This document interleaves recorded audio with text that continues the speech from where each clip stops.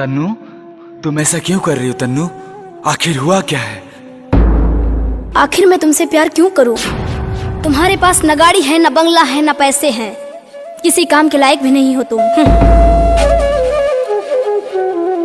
अरे हम तुमसे दिल से प्यार करते हैं तन्नू, और प्यार कोई जाति, मजहब, रुपया पैसा देखकर नहीं होता है।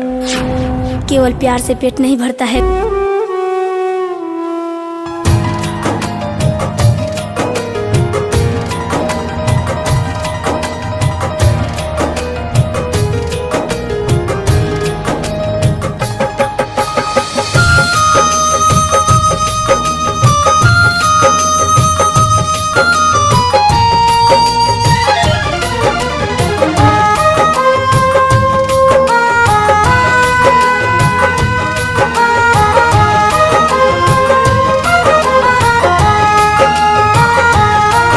ऐसे ना जा खफा होके, ऐसे ना जा खफा होके, मुँह मुझसे मोड़ के हम खुद ही चले जाएंगे तेरा शहर छोड़ के। हम खुद ही चले जाएंगे तेरा शहर छोड़ के। ऐसे ना जा खफा होके, मुँह मुझसे मोड़ के हम खुद ही चले जाएंगे तेरा शहर छोड़ के। हम खुद ही चले जाएंगे तेरा शहर छोड़ के।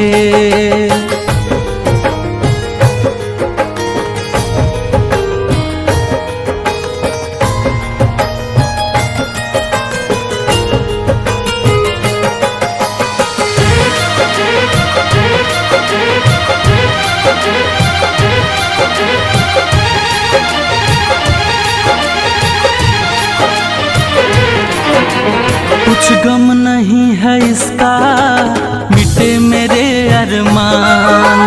ठुकराने वाले मुझ पे तू करना एक एहसान। सर झुकाए अंजुमन में आँख है बैठे हुए, सर झुकाए अंजुमन में आँख है बैठे हुए। क्या खता हुई है हमसे जो आप हैं रूठे हुए? देख लो अब वक्ते रुखसत प्यार की बेताबियां, देख लो अब वक्ते रुखसत प्यार की बेताबियां। कौन जाने कब मिले इस बार के बिछड़े हुए। कुछ गम नहीं है इसका, मिटे मेरे अरमान। ठुकराने वाले मुझ पे तू करना एक एहसान। एहसास तुझे भी होगा, एहसास तुझे भी होगा, दिल मेरा तोड़ के हम खुद ही चले जाएंगे तेरा शहर छोड़ के। हम खुद ही चले जाएंगे तेरा शहर छोड़ के।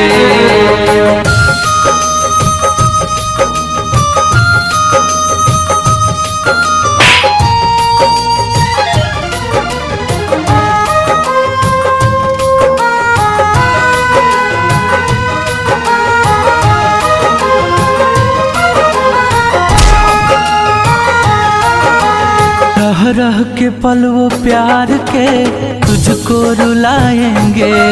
तेरी बेबसी तन्हाई में तुझको तड़पाएंगे। भरोसा मत करो, सांसों की डोरी छूट जाती है। भरोसा मत करो, सांसों की डोरी छूट जाती है। ये छतें महफूज रहती है, हवेली टूट जाती है।